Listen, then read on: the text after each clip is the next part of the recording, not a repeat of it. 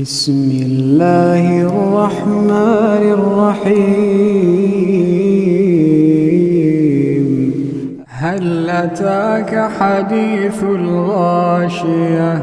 وجوه يومئذ خاشعة عاملة ناصبة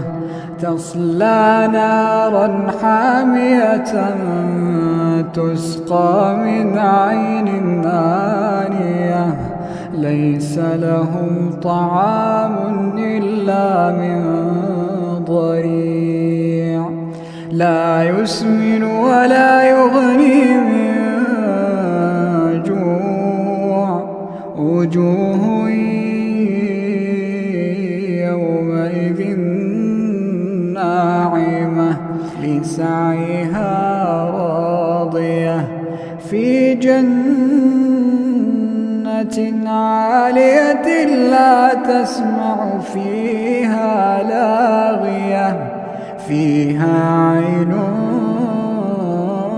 جارية فيها سرر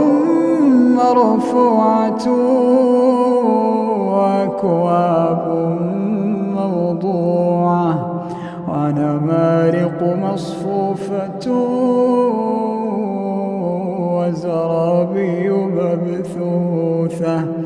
أفلا ينظرون إلى الإبل كيف خلقت وإلى السماء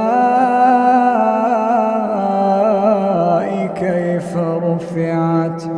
وإلى الجبال كيف نصبت وإلى الأرض كيف سطحت فذكر إنما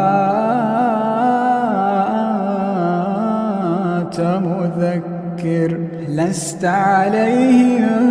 بمسيطر إلا من تولى وكفر فيعذبه الله العذاب الأكبر إن إلينا